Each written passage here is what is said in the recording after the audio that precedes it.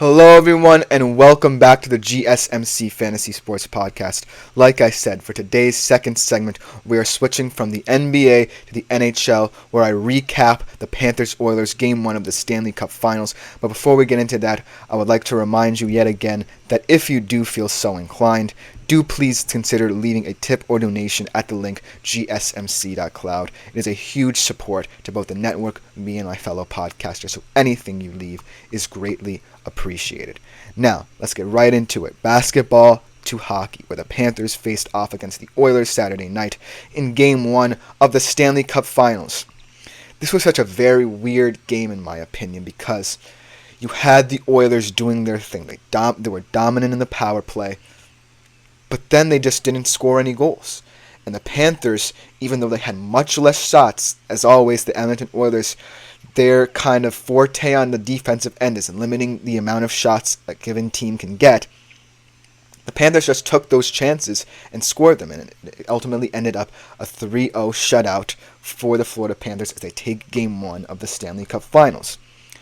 Now, let's get into fantasy. Obviously, as a goalie, Sergei Bobrovsky had a huge game. Obviously, goalies are one of the best fantasy players in all of fantasy hockey if they get a shutout. He had 11.4 fantasy points on 32 saves. As you can see, the huge volume of shots the Oilers had did not deter the brick wall that is Sergei Bobrovsky.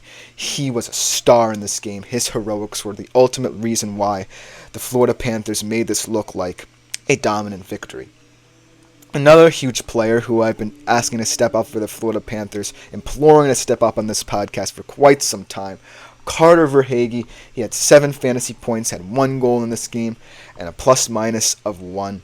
So as you can see, Carter Verhaeghe finally stepping up on a bigger stage and being one of the players that Florida can rely on as they kind of structure their team. Another guy who really stepped up as well and was the heartbeat of everything the Florida Panthers did offensively in this game, Alexander Barkov, 9 fantasy points, 2 plus-minus, 2 assists in this game. So one of their most highly touted players doing what highly touted players do. Now on the Oilers end, there really is no one to blame here other than Stuart Skinner. He had 1 fantasy point, but the big stat is 2 goals, only 15 shots. If you are limiting the Florida Panthers, who are a very well-structured team, and can get shots from anywhere to 15 shots, your job as a goalie is to make sure those shots do not find the back of the net. And that has been one of Stuart Skinner's things that people have criticized him on in this postseason. Whether or not Stuart Skinner can be the goalie that really helps make this Oilers defense look even better than it already is. And he just did not step up to the plate tonight. But also, their 2 stars did not perform well in terms of fantasy.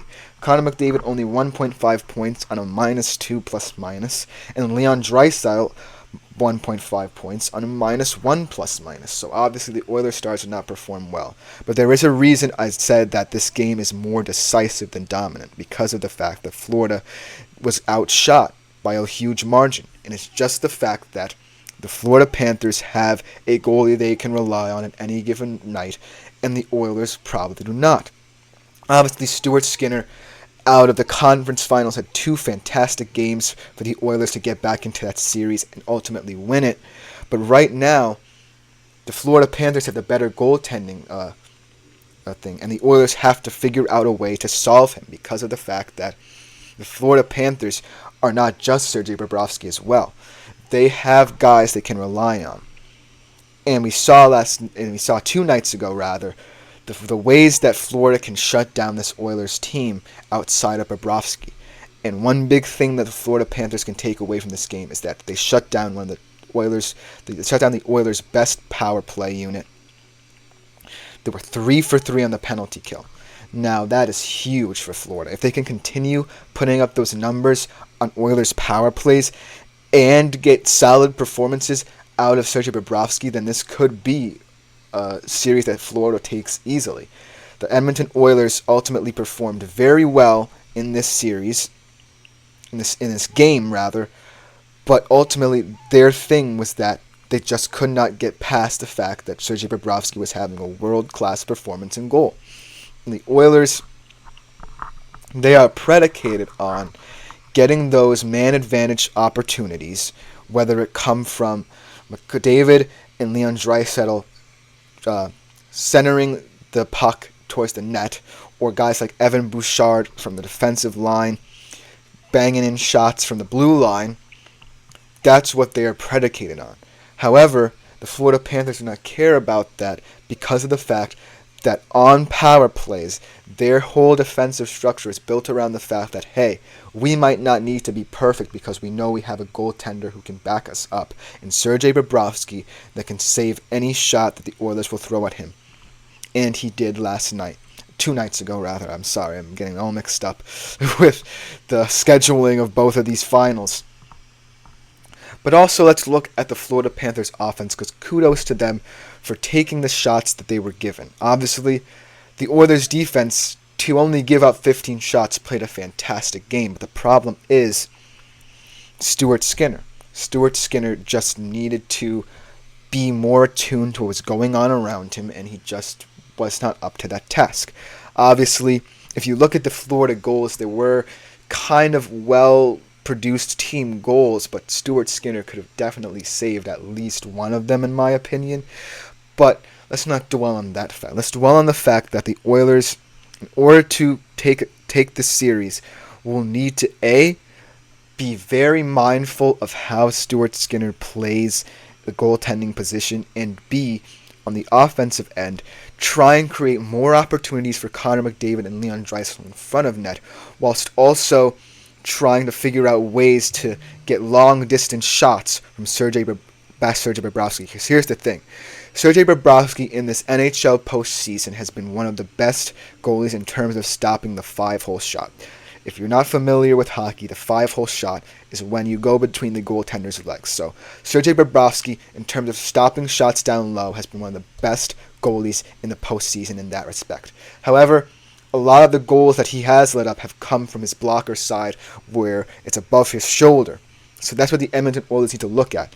Getting long-range shots, but also trying to find ways to create this kind of production and distraction around the net to get Sergei Bobrovsky a little bit more confused, having to move his body more laterally so that they can open up spaces around him to get their shots in the net. So that should be Edmonton's ultimate number 1 goal. Number 2 goal is seeing if Stuart Skinner can live up to the hype. Stuart Skinner, obviously, while probably the best Edmonton goalie they've had in the Connor McDavid and Leon Draisaitl era, he still needs to play up to the level that his defense expects of him, because at the end of the day, the Edmonton penalty kill, the Edmonton defense in general, can just be fantastic, but at the end of the day, it is Stuart Skinner's crease to protect. I'm going to keep on saying this for as long as the series goes on. Stuart Skinner is going to be the most scrutinized player in this series, and it's reflected in his fantasy stats. If you can't save 17 shots, if that's the amount of shots that Florida gets off, then I'm not sure the Edmonton Oilers are primed to win this series. You can do everything right around your goaltender, but at the end of the day, the Edmonton Oilers goaltender, Stuart Skinner, needs to step up.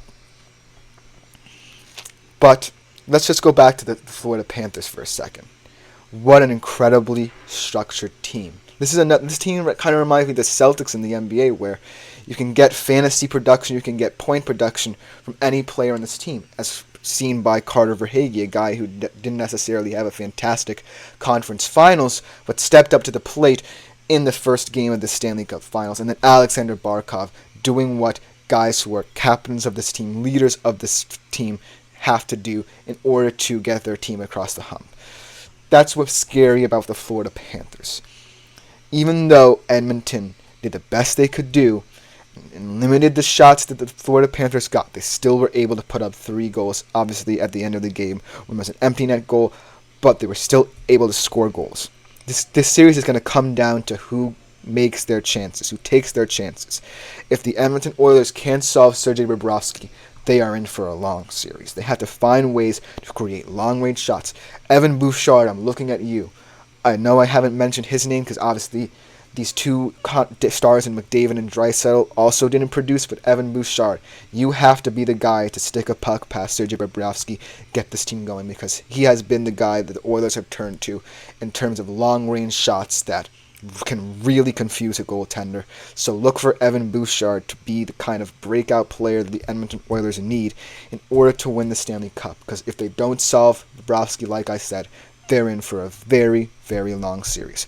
But that will just about do it for the NBA, NHL portion of today's show. Coming up next, we are going to be looking at candidates who are primed for bounce-back years in terms of fantasy football. It should be a fantastic segment.